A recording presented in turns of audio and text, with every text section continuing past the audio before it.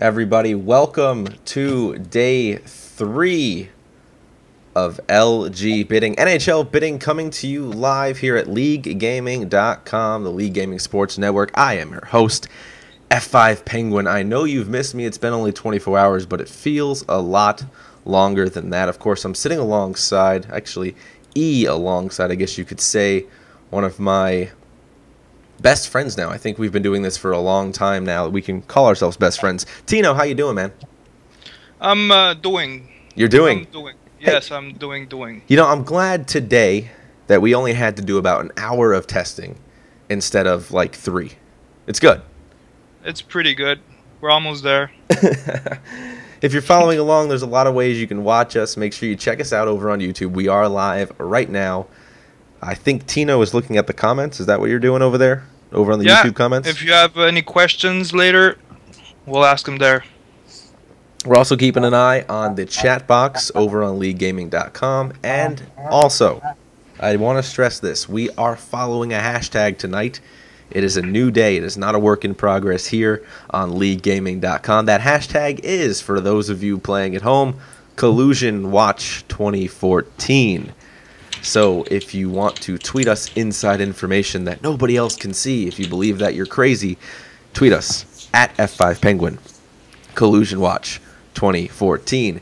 Yesterday was interesting, Tino. We saw a lot of people finally get, how you want to call it, sniped? Or just bid on, is what it's called, I think. Just bid on. Well, if it's under 5 minutes, I call it a snipe, and it's been a lot of that shit going on. And then the clock resets collusion. for 18 hours. Big collusion. Nobody even knows about it. You don't get a notification. None of that. It just happens. They end up going to the team for $500K. 845 players for $500K. It's been crazy. No, I kid. But it's been nuts. A lot of players got picked up. A lot of goalies. So it looks like the owners have been selected correctly. So they know what they're doing with the teams. Experienced or not, LG or VHL, everyone's together now. Goalie spots are filling up, defensive spots are filling up, but we're not those type of people. I know you can't talk a lot about who you're picking up over there, Tino, and I am not picking up anybody. If I were, I'd bid $750K for Space Jam and 1.25 mil for Ozzy, and then that would be my team. We just run threes all day. Well, the Pittsburgh Penguins are trying to get Space Jam for $10 million. So when he gets to 9.75, that's when we're placing our snipe. So keep bidding, guys. Again, it's not our place to talk about who's being bid on and who's not and all that kind of good stuff. Instead, we want to bring in one of the top guys, again, a key asset in making LG make Season 17 one of the best seasons we've seen in internet hockey in all of esports. Act1veD, how are you tonight? I'm doing good, guys. Thanks for having me on. Thank you for being on. I want to tell you that because we appreciate all of the effort you put in behind the stage. I know there's a lot that goes into it, and so taking some time out today is super appreciated. So let's get right into it. We got a couple things we want to talk about. First of all, day 3, 4 days, 23 hours, and 53 minutes left in bidding. From your perspective, Active, how's it been going so far? Is it progressing as you expected it to? Yeah, I think that there are a couple things that I'm kind of thrown off by. I thought with the amount of depth that was in the league, I thought that we might see some cheaper contracts, which we have. But I just think it's on certain positions. Like, for instance, if you go to goalie, if you look there, Nodnarb is, well, from the finished bids, the highest paid goalie at 3.25. And obviously Nodnarb's a really good goalie at this year's game. But the point is you also see guys like Tex243 went for $500K to Chicago. That's a really, really good contract. There's also guys like PHJ went for $1 mil to Philadelphia. And then I also see a couple of the favorite pickups that I've seen so far, and some people obviously say I'm just biased or circle jerking it, but I really like the Kings picking up Clancy and Denham as their goalies. They got both of them for $500K. So Denham was a guy who put up some pretty big numbers in the NHL on Minnesota. I think like 2 seasons ago in the other league. So yeah, I was really surprised by that.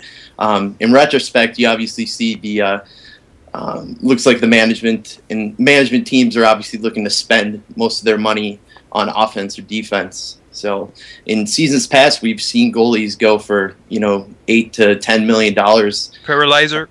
Yeah, prime example that's Paralyzer, and he went final for 2.5. I think it's like the first time in his entire career. So what the hell is going on? Yeah, are people getting smarter?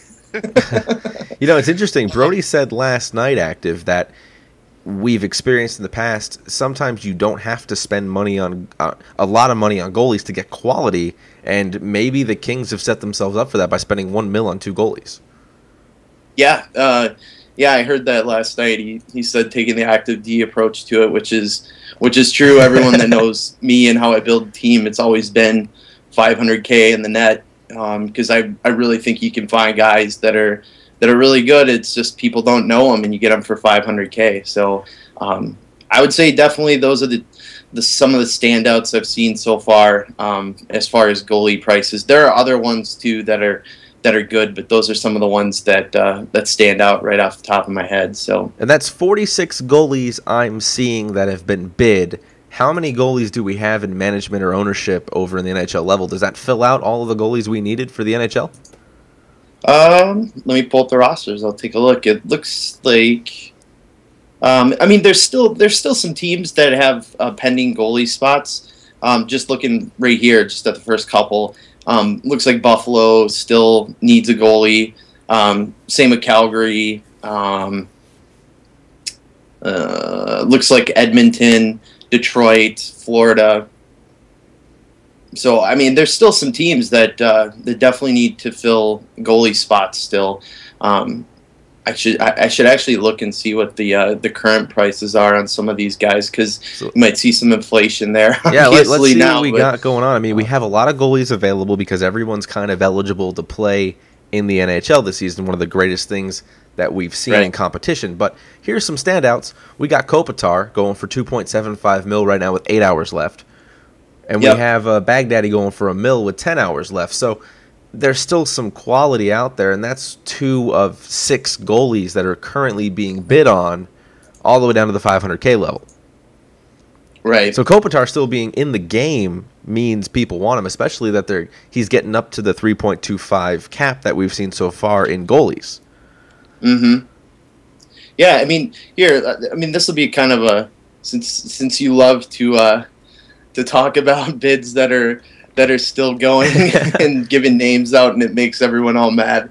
I'll actually name a couple here besides Kopitar, guys that actually don't have any bids that actually could play at the NHL level. Let's do it. Here. Collusion Watch 2014. Collusion. Okay, so number 1, the first guy I can see is Okayama. I've seen him playing club before with Eagle Eyes. Everyone knows him as Pinder. I've seen him playing sixes, so clearly it's a guy that probably could play at the NHL level.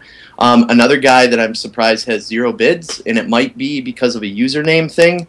And I actually messaged the staff about this, but since the guy has no bids, I'm going to throw this out there, and you're probably going to see a bid on him. But Nogolov, Nogolob, that's Aerotonic. If you look at his gamer tag in his profile, it says Aerotonic. See, look, you're worse than me, Active. You're spelling out the names. I'm just mispronouncing gamer tags over here. That's all I'm doing. Well, anyways, Tonic's played the game since 2009. Didn't he play in the Can-Am tournament at one point? Yeah. People might say he's not as good now, but either way, it doesn't matter. Like, he has no bids. So if you don't have a goalie and you're looking to bid on somebody, like, there's guys out there. I know Brody mentioned this yesterday. Madame, that was another one. So yeah, there's definitely guys out there. Any reason we need to be shouting out Snow Crash Active just from the chat box here? There are certain teams that I've told that Snow Crash is still on the board. So. Snow Crash, I've tried, and I'm not an owner, so if they don't bid on you, I can't do anything about it, but I've given them the information. So, changing gears just a little bit from talking about expiring bids and jumping over to some of the bids that were won for $500K, interestingly enough, in the goalies still, because we're kind of on that, that's kind of your back end moving forward, is you got somebody like Henrik, who got picked up by Boston for $500K. He took a season and a half off from the VHL and was GM of Windsor in the CHL back down there. We didn't play too well. I mean, we were what, 500, I think, at the time in season 11. So goalies like that are getting picked up in the NHL. What's your take on that? Are they just picking them up to send them down, or are they going to hold on to these players up at that level? Well, it's hard to say because obviously, like us as commissioner staff, our goal in picking the owners was to pick the guys that have the best ability to build the best team. So that means that they have not only player knowledge at the NHL level, but they have a good knowledge of players that are in the AHL as well as players in the CHL. Like, they know guys that aren't necessarily the top names. So I'd have to see where, a lot of these guys end up. But in a situation like that, I would definitely say they're looking to probably hold on to him in the NHL level. I don't think it's something where they're trying to get him and then send him down so he clears waivers and goes to their AHL team or something like that. You know what I mean? I hope not. It's curious to me that we saw a huge influx of $500K get won within the first either 18 hours or 25 to 30 hours of the bidding process, specifically in defense too. If we change gears slightly over here at LG Bidding Day 3, we have a couple of guys going for what they expect for. Jer's going for 7.75, Mark for 6.7. So, but then you scroll down a little bit and you got some talented players in the defensive positions, which has been short since NHL 14 came out. Right. You have guys like True Complexity. You have guys like Titus. You have guys like I'm missing a couple names on my list in front of me right now, but there's some talented players that are on that cusp of NHL or in NHL only for $500K. I'm curious, what's your thought on that, and why we're seeing that influx? Is it because we have so many players, or is it because people are really just missing out? Well, I mean, if you ask me, and there's owners that can attest to it, because when they haven't bid on certain people I've told them to bid on, I've blatantly said you're missing out, because the later it gets in bidding, the higher likelihood somebody's looking to fill a spot and that guy could get overpaid. So, dude, a lot of these guys could have easily gone for $500K if owners just put the bids on them right away instead of trying to focus on all of the top guys. And I mean, that's something that comes with time. There's a lot of new owners, and a lot of those guys have to go through those pains, I guess, so to speak, to learn how the ropes work, so to speak, with that. But yeah, I mean, I'm kind of biased because Snow Crash was on my AHL team, the past 2 seasons. But in all honesty, he definitely deserves a bid in the NHL. So, and I've told numerous owners that. So this is your shout out now publicly on the radio, so everybody knows somebody who needs a D-man should bid on Snow Crash in the NHL. Funny. So, I'm just looking here at just a couple still current bids. I mean, for instance, a guy on defense, Overheating 78 is $500K. QC? Yeah, and I mean, he's $500K. You know what I mean? Like, that could have been done 2 days ago or whatever. Right. It's I don't know. It's baffling to me because people obviously know who he is. So, yeah, and then I don't know, other things like. Shutdown LDs at 1.75. I mean, he had gone for like 4 or 5 mil before in the other league before. So I mean, I just think it's a lot of it's just waiting around too much and thinking you're going to get a guy that's higher end, but in the end you're actually not going to get him. In the end you're just like inflating the cost and then going for somebody else. So it's an interesting thing you say that, because we have a little bit of disparity in the league, and I think this is the first time in quote internet hockey history that we're kind of seeing this, in that we've combined the best talent from 2 leagues who both leagues were very successful in their own talent pools. There was talent on both sides, and coming over here last season I saw the talent over here and I was like, okay, it's comparable. There's the same level of caliber play in a lot of the players and teams. So some owners may not know the other side. You know what I mean? Yeah, exactly. And they may not be prepared to understand that, someone should bid on Angry Haji. Right. Oh my God.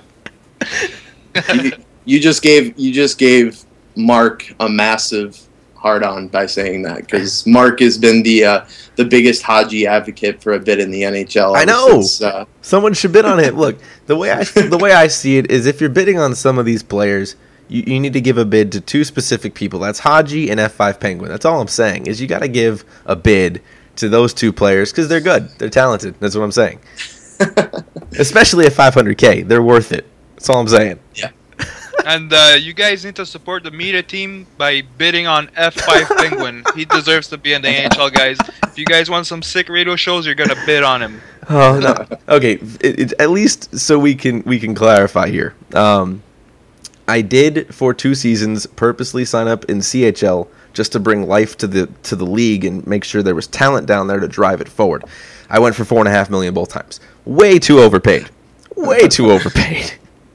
But I liked playing in the NHL last season for a playoff game in front of PHJ, which was fun. But yeah, bid on me. It's good. And I'll do shows either way. I just want to make sure Active knows that and Tino knows that. I'll do shows no matter where I end up. That's not going to change just because of my league. I'm not that guy.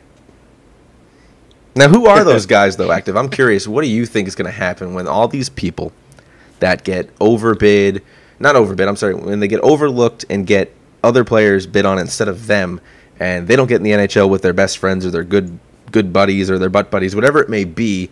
Do you predict... Talking about butt buddies, Stu and Gun Havoc are on the Pittsburgh Penguins, the biggest butt buddies on the planet, man. Collusion That's some pure LG talent, guys. Get ready for that in season 17. You guys are getting raped. What's your prediction, though, Active, on how many players are just going to hang up the towel and retire upon not getting in the NHL? Well, here's the thing, and this is going to come off really harsh, but that's what we're here for. That's just the way that life works. But you could pull any player in this league that hasn't played in like the league for several seasons. You could poll them, and they'd probably easily say that they deserve to be into the NHL. Yep. And with that being said, what it comes down to is people need to be able to evaluate themselves and like look in the mirror and really see like what's there, you know? Yeah. Like, muscle. I'm sorry, like even if you think you deserve to be in the NHL, it's like this is the best like crop of owners and management we've had for a long time. They're very knowledgeable. So if you're getting missed, are there going to be guys missed that should have been there? Yes. But it can't always be perfect. Are there going to be guys that are missed, get upset, and say maybe that they're going to quit because they didn't go to the NHL? Yeah, but those are probably the guys that need to take a look in the mirror. So I agree.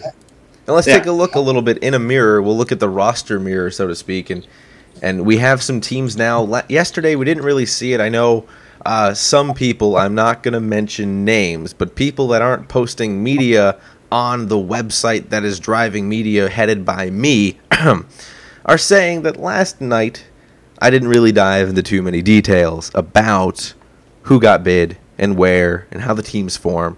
And I thought to myself, we're only 24 hours into bidding. It didn't really happen. I had players, I had teams, Tino, that had 3 players bid. That's it. 3. But today, look at me now. But today he sniped everybody. So now that we're seeing day 3 and things finally come together, who stands out to you, in your opinion, Active, across the board here on some of these teams and how they're filling out? Okay, well, I'll list a couple teams that I'm really impressed with as far as bidding. One, LA? Yeah, well, we won't talk about them first, but yes, LA. Winnipeg is one that, right off the top of my head, I think Jay and his crew did a really good job with putting together a team. If you look at that roster and the prices that were spent, I think he did a really good job with that. And I was actually talking to somebody earlier about that. But you got some guys. I don't have the salaries because I'm not gonna pull up the bidding page and look up each individual person. But I do know that some of these guys went for less than what they're actually worth. And some of these guys were obviously guys too that I mentioned to other owners and stuff. But Jay ended up getting him. I think he built a really balanced team. Another team that really stands out to me, like Tina said, is LA. I think Cody and Dalla did a really good job putting together a really solid team. I know a lot of people gave them a lot of slack for Hit That, but in the end, I mean, the best players do get paid big money. So, it's just the way it goes. Just like in the NHL, you know. And some people might bust on Nick or on Hit That, but when it comes down to it, I would consider him and Bass like the two best left wings that play the game. So right there, I mean, he's worth the contract. The people they're going to put him with, that's why they brought him there. I think they also did a really good job as far as bringing in Tanny. He was really good for us as an ECU last season on Chicago. Some people actually called him the GOAT after a while because he was like the GOAT ECU. So I'm glad to see him there. And there's a bunch of other Rockford guys there too. Kid Money, No Name, and then a bunch of D-men that were on Chicago, Angry Cricket, Amped. So it's and then I really like Dallas's team too. And I remember yesterday thinking like what the hell is Odie and Jakey doing? But now that I actually see the roster, probably like I remember telling somebody that this was my steal pick, and somebody actually did it, and I'm glad it was them. But Auntie Jemima, who played on San Jose, everyone knows those guys, the line guys. It was like him, Power Surge, and whoever the other dude was. Well, Power Surge took management in the CHL. Auntie Jemima was there, and I've said it numerous times. I thought he was like super underrated. So they got that guy, I think, for $500K. So that's definitely an elite pickup. Just looking at a couple other teams here too. I was really thrown off by what Boston did. Like I pulled up the roster and I got home and I looked and I saw Briere and CJ on their team and I was like, what? Is it true that CJ hasn't played the game in like 3 months? But good for them, I guess. I mean, at least they got two guys that, I mean, the thing is like Fonz put together teams consistently in Colorado in the other league, and people would always shit on him. And then in the end, like, they always had the last laugh. Like, this team would make the playoffs, and people are like, who the hell are all these guys, Yeah. So most people might not know some of these guys on their team, but, I know some of them were on Bryson's team from the AHL last season, I believe, in the other league. So you never know. I think they did a pretty decent job of building it, being balanced. Another really good pickup I like, too, is Killer Canadian 8 on Anaheim. I think they got him for $500K. That was an elite pickup. I told a couple owners that, like, when I saw him at $500K. 3-year contract, of course. Yeah, 3-year deal. And then obviously I got to give this shout out too. But Columbus picking up the best fucking D pair. Whether you're gonna say it's on the forums or actually on the game, but they picked up Official Mark and Legendary Jers. So yeah, they did. They have that D pair. So they could have every other position not be stellar, and they're gonna just run things defensively. Yeah. Fattest pair in the league. Oh man, but yeah, Mark wanted me to make sure he told everyone that the reason why him and me decided not to run a team is because we wanted to give everyone else a chance. That's from Mark. So, and he also said that no team will ever be as dominant as Season 11 Chicago. So he wanted me to make sure I said that on air. So there you go, you have it. Now, okay, here. I want to say this too because I was really, really stoked on this too. Edmonton. I know people were shitting on Foot because asking him how much money he had to pay Tendy to take management with him, but in the end, he got two huge steals in Marcotte and Scavuzzo. I'm sure people remember Gerbe from the other league. But anyways, they got both of those guys, I believe, for $500K. So I got some insider information that Tendy got a controller for being GM. And I'm doing this shit for free. What the fuck, guys? Oh man, that's funny. I think another team that's going to be really solid too is Minnesota. Obviously, Soccer's getting a lot of the same guys he's had before, and he's proven to build a good team too. So I definitely can see them being pretty good as well. There's a question. See how the rest of the roster pans out. There's a question for you, Active, as well. A lot of these GMs are picking up players they've seen before, they've known before, they've worked with before, from whatever league they came from. is that indicative of how this will probably play out, or should we see a little bit more crossover because of the talent pool we have? Yeah, I mean, I could tell you this because, I mean, I do a lot of the promotions for the league, like sending out messages. I mean, we have an entire Google Doc that's filled with every roster possible from any internet hockey league there is. And, like, that promotion will continue throughout the season. So, yeah, I definitely think that that's the goal. We want people to see it. Then once they see the site, they get won over by that, and then they see that the best players are here. The competition's high. The league is expanded. It'll continue to expand. I think, yeah, it's definitely going to win people over. That's the ultimate goal. So, not that I want to name and shame, but I feel we have a couple more minutes to do this. Who has not impressed you so far in bidding?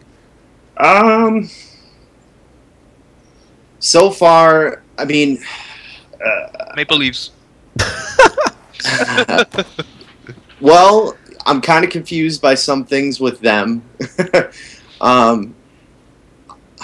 jerseys. It's the jerseys that's confusing. I think Dupuis did a pretty good job with some of his pickups, but I'm still kind of just with him. They got K&P though for $1 million. That's good. Yeah. I know, but I don't know. I just was looking at some of these other teams, and so I'm still kind of thrown off too a little bit by Carolina as far as on the offensive front. They got E-Fouls at $500K, which I thought was another steal. People will probably say he's an OTP hero and he sucks, but for $500K, it's a good contract. He's very good. Here's one I got for you. I mean, we're skating, 17 players here, right? So look at Edmonton. They got 7. Right. What's going on there? Good question. I mean, I can't see who they're bidding on. Obviously, that's part of the process here. But looking at them right now, they're behind on average by about 4 to 5 players. Right. So what's happening there? I mean, not anything against Foot A because it's obviously, but Matt is the only guy that's Maverick. But where's the defense? There has to be some collusion, really big, outstanding bids there, and I have a pretty good idea who I probably think it is. So, can we have some names, please? I think it's pretty obvious to most people, honestly. But yeah, I would say they have some outstanding, some larger outstanding bids out there. So I would imagine. So. I would say another team I really like too is Florida. I think Yargage once again did a good job building a team with really good contracts. He gets the guys that other people pass on, and his team gets deep, and then everybody ends up saying what the fuck at the end. Yeah, I think Yargage so far. That's the team that scouted the most. Yeah, he's got 12 players on his team. I think total he spent maybe $500,000 on all of them combined. Just yeah. He still has another $90 million in salary cap somehow, and and he's told everyone that he's bid on to not say anything about it. Just be quiet. We're just going to move forward and go under the radar. And I like that about him. He's just like, you know what? Here we are. Don't say anything. You got in for cheap. Keep your mouth shut. We're going to go win a cup. And I like that. Yeah. I also think that Calgary did some good things too. They got King Cobra at $500K, which I thought was a pretty good deal, and I'm sure he'll probably say, "What the hell? That guy knows who I am." But yeah, like that was definitely a good pickup. Fuck King Cobra. They have the B.O.B. That's all they need. Yeah, they have the B.O.B. too. So I am scratching my head at you, Nuge. I'm not even doing this to troll you. I'm being dead ass honest here. I am still scratching my head at Nuge, but like I said, I want to see how it all pans out in the end. I think it's more so on the defensive front. I'm kind of looking to see what's going to happen with that. And I also think Nashville's done a really good job building a really solid team. If you look at that roster, yeah, for sure, they have a lot of depth. So they have a lot of X's. They do. Not a lot of QCs, just a lot of X's. Yeah. So, Active, we're running out of time here. I want to get some last thoughts from you. Anything else that you want to comment on for bidding, how you think it's going, where you see this ending, and who's going to stand out when the dust settles? Well, I'm not going to make a comment on the dust settling part because I want to see the final rosters, but the biggest thing I want to say is I'm really impressed with all the owners and management. That's why it was hard to answer the question saying, like, who I think is shitting the bed per se, but I just... You worded it that way, not me. I didn't word it that way. Yeah, that's me wording it that way. But I think everyone's done a really good job. I'm really happy with it. I'm really stoked to see how all these rosters finish out, and obviously I'm excited too for AHL bidding. You know, to keep seeing this grow. It's going to be fun. Especially with some combinations, and I just want to point out one because it's insane. The Kings and Manchester, that combination of owner, GM, and AGM is ridiculous. Yeah. There's a lot of talent there for free. Well, I'd also say Iowa, too. I mean, they have Kane and transitions. Oh, yeah. Wow. There's just a lot of good players, and it's great to see that a lot of people from both sides stepped up to take these roles, and hopefully we'll see what happens. I mean, we got 4 days left still. That means another 2 hours of show, but I don't want to keep you any longer. Active, thank you for coming on tonight. It is much appreciated. I appreciate your insight. Any shout-outs or people that need to be bid on, go ahead and mention them now. Somebody needs to bid on Aerotonic, so I don't get it. But even if you think he blows, he's played competitive sixes forever, and I can't believe he doesn't have a bid. So if you don't have a goalie, bid on Aerotonic because he has no bids. So okay, for the rest of the week, Active, what I need from you is a PM right before the show every night telling me one player that hasn't been bid on that needs to be bid on, and I'll mention him on the show. I like it. Let's do it. Because you did it last night, and now we're doing it again tonight. So, all right. Yeah, shout out to Lights Out too, because I think him and Tino have done a good job. They have one of my favorite Frenchies on the team, Jim X28. So not you, Tino. Remember that, not you. Not me. It's all good though. Tino already knows it. I'm not going to sit here and tell him that on the radio show. Man, just keep the goodies for the private time. You know what I'm saying? Fair enough. Active, again, thank you. I'll let you get back to doing commissioner-like activities, and we'll talk to you later. All right, sounds good, guys. See you later. Thanks, Active. Holla. Tino, day 3 in the books. I don't have any other show scheduled. Am I done for the week? Yeah, I'm announcing it right now. You're off the media team. That's it. This was your last night. How'd I do? Did I do okay? Pretty good, man. Pretty fucking good. Oh, man. No, we have shows every night for the next 18 days. It's going to be insane. Funsley, again, many thanks to him for filling in on Sunday. He'll be doing every Sunday and then probably picking up maybe a Saturday or a Friday show just so I have some time to myself, especially with CES coming up. Or that is this week. Day 1 was today over an International Consumer Electronics Show in Las Vegas. If you're into technology stuff, I'm going to go plug my own thing because I can do that. TPN.TV live stream all week long. Go check that out if you like tech and gadgets and all that cool stuff. Anyway, Tino, I'm proud of you, man. You did some bidding. Proud of you, too. You sniped a lot of people. I'm proud of you. Sniped a lot of people. The collusion will keep going, guys. Hashtag all week. Collusion Watch 2014. I love it, man. It's good. It's good. People need to understand that the media is here to talk about power rankings and things like that, and all these types of things go along with it. All I did was click on expiring bids. If you can't take 2 seconds to click on that, maybe you should go play over at the other league that just started back up. I'm just saying. And if you're mad, don't frickin' message management. It's not their fault. They're just trying to make their team better. That's it. So hit me up on Twitter at F5Penguin. Also the same on Skype, Xbox Live, and pretty much anywhere else on the internet. Tino, it's fun, man. I like this. I love this. Let's do it again tomorrow. Hit me up on Xbox Live, Tino45 Reaper. Play some 1v1s, 2v2s, anything. Just hit me up. Shout out to Williams, by the way, for going for 500K, I think it was. That's crazy. All right, tomorrow night, day 4, NHL LG bidding on the League Gaming Sports Network. Shout out to Ozzy. A bid for F5 Penguin is a bid for the media team. That's why we're here, and we're not censored. Thank you, Tris. Again, many thanks to Tris for all the great tools he gives us. And we'll have a rundown from the guy that doesn't post things on LG's site about how bad I did tonight. That'll be fun. We'll have that tomorrow night. And again, have more bidding news with another guest. I don't know who yet. We'll surprise you tomorrow night. Any last words, Tino? On behalf of the entire media team over at LG and Tris 10, we bid you, no pun intended, good night.